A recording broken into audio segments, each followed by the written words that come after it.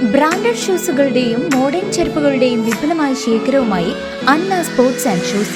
മിതമായ നിരക്കിൽ പാദരക്ഷകളും ബാഗുകളും ലഭിക്കുന്ന ചേലക്കരയുടെ ഏക സ്ഥാപനം Anna Sports and Shoes, opposite Canara Bank, main road, Chelakkara. Quarry മാഫിയയുടെ പിടിയിൽ ചേലക്കര. നിലവിലുള്ള 4 കോറികൾക്ക് പുറമെ 7 കൂടി അനുമതി തേടിയുള്ള അപേക്ഷകൾ വന്നതോടെ പ്രദേശം മറ്റൊരു ചൂരൽമലയാകുമോ എന്ന ഭയം പ്രദേശവാസികൾക്കിടയിൽ ശക്തമാകുന്നു.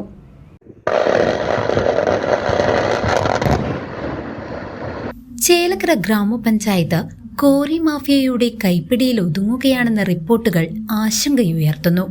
നിലവിൽ 4 കരിങ്കൽ കോറികൾ പ്രവർത്തിക്കുന്ന ചേലക്കരയിൽ പുതിയതായി 7 കോറികൾക്ക് കൂടി അനുമതി തേടിയുള്ള അപേക്ഷകൾ വിവിധ വകുപ്പുകളുടെ പരിഗണനയിലായതോടെയാണ് ചേലക്കര മറ്റൊരു ചൂരൽമലയാകുമോ എന്ന ചോദ്യം പ്രദേശവാസികൾക്കിടയിൽ ശക്തമാകുന്നത്. 2ാം വാർഡിലും 4ാം വാർഡിലും തുടങ്ങാൻ ഉദ്ദേശിക്കുന്ന കോറികൾക്ക് മറ്റു വകുപ്പുകളിൽ നിന്നും അനുമതി ലഭിച്ചതിനെ തുടർന്ന് പഞ്ചായത്ത് ഭരണസമിതിയുടെ തീരുമാനത്തിനായി വെച്ചിരിക്കുകയാണ്. തിരഞ്ഞെടുപ്പിന് ശേഷം പുതിയ ഭരണസമിതി അധികാരത്തിൽ വരുമ്പോൾ ഈ വിഷയത്തിൽ തീരുമാനമുണ്ടാകുമെന്നിരിക്കെ കോറികളുടെ വർധനവ് മേഖലയുടെ ഭൂപ്രകൃതിക്കും ജനജീവിതത്തിനും ഉണ്ടാക്കുന്ന ആഘാതം ചെറുതല്ല. നിലവിൽ പ്രവർത്തിക്കുന്ന സ്വകാര്യ വ്യക്തിയുടെ ഉടമസ്ഥതയിലുള്ള കോറിക്ക് അനുമതി നൽകിയതിലെ രാഷ്ട്രീയ സമവായം പ്രദേശവാസികളെ ഞെട്ടിച്ചിട്ടുണ്ട്.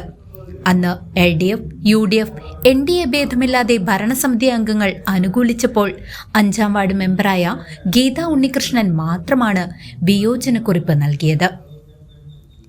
കഴിഞ്ഞ ദിവസങ്ങളിൽ ഈ കോറിയിൽ നടന്ന സ്ഫോടനത്തിൽ കരിങ്കല്ലുകൾ സമീപത്തെ വീടുകളിലേക്ക് പതിച്ചതോടെ ജനങ്ങൾ പ്രക്ഷോഭവുമായി രംഗത്തെത്തിയിരുന്നു. ഇതേ തുടർന്ന് ജനങ്ങളുടെ പരാതികൾ പരിഗണിച്ച് ലൈസൻസ് നിയമാനുസൃതമല്ലെങ്കിൽ റദ്ദാക്കണമെന്ന് ആവശ്യപ്പെട്ട് panchayat secretary mining and geology വകുപ്പിന് കത്ത് നൽകിയിരിക്കുകയാണ്. നിലവിലുള്ള 4 കോറികളുടെ പ്രവർത്തനം കൊണ്ട് തന്നെ പൊറുതിമുട്ടിയ പ്രദേശവാസികൾ സ്ഫോടന ശബ്ദവും പൊടിശല്യവും കാരണം ഗർഭിണികളും കുട്ടികളും ഞെട്ടിയുണരുകയാണെന്നും തങ്ങളുടെ സമാധാനം നഷ്ടപ്പെട്ടെന്നും സാക്ഷ്യപ്പെടുത്തുന്നു. കൂടാതെ പാടശേഖരം നികത്തിയാണ് കോറിയിലേക്ക് വഴിയുണ്ടാക്കിയെന്ന ഗുരുതരമായ ആക്ഷേപവും നിലനിൽക്കുന്നുണ്ട്.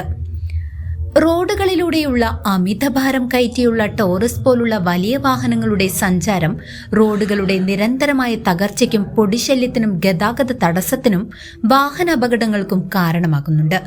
കോറികൾ ക്രമാതീതമായി വർദ്ധിക്കുന്നത് പാരിസ്ഥിതികമായി വലിയ വില നൽകേണ്ടി വരുന്ന സാഹചര്യമാണ് ഉണ്ടാക്കുന്നത്. കുന്നിൻ പ്രദേശങ്ങളിലെ അമിതമായ ഖനനം, മണ്ണിടിച്ചിൽ, ഉരുൾപൊട്ടൽ തുടങ്ങിയ പ്രകൃതി ദുരന്തങ്ങൾക്ക് വഴിയൊരുക്കുമെന്ന് മാത്രമല്ല, കരിങ്കൽ ഖനനം ഭൂഗർഭ ജലവിധാനത്തെ ബാധിച്ച് കിണറുകൾക്കും നീരുറവകൾക്കും വറ്റിപ്പോകാൻ കാരണമാവുകയും ചെയ്യും. സ്ഫോടന സമയത്തും ക്രഷറുകളിൽ നിന്നും ഉണ്ടാകുന്ന പൊടിപടലങ്ങൾ അന്തരീക്ഷ മലിനീകരണത്തിന് കാരണമാവുകയും സമീപത്തെ കൃഷിഭൂമിയെയും ജീവജാലങ്ങളെയും മനുഷ്യന്റെ ആരോഗ്യത്തെയും ദോഷകരമായി ബാധിക്കുകയും ചെയ്യുമെന്ന് പഠനങ്ങൾ മുന്നറിയിപ്പ് നൽകുന്നു. പുതിയ കോറികൾക്ക് കൂടി അനുമതി ലഭിച്ചാൽ ചേലക്കര മേഖലയെ കാത്തിരിക്കുന്നത് ആവാസ വ്യവസ്ഥയുടെ നാശം, ജൈവ വൈവിധ്യ നഷ്ടം, ഭൂമിശാസ്ത്രപരമായ മാറ്റങ്ങൾ എന്നിവയായിരിക്കും. അതിനാൽ പരിസ്ഥിതിക്കും ജനജീവിതത്തിനും ഉണ്ടാകുന്ന കനത്താഘാതം കണക്കിലെടുത്ത് കോറികൾക്ക് അനുമതി നൽകുന്നതിൽ ശക്തമായ നിയന്ത്രണങ്ങൾ ഏർപ്പെടുത്തണമെന്നാണ് പ്രദേശവാസികളുടെയും പരിസ്ഥിതി പ്രവർത്തകരുടെയും ആവശ്യം. പുതുതായി ചുമതലയേൽക്കുന്ന ചേലക്കര പഞ്ചായത്ത് ഭരണസമിതിക്ക് വലിയ തലവേദനയാണ് വരും നാളുകളിൽ മേഖലയിലെ കോറി വിഷയവുമായി ബന്ധപ്പെട്ട് വരാൻ പോകുന്നതെന്ന കാര്യത്തിൽ സംശയമില്ല. News desk CCV.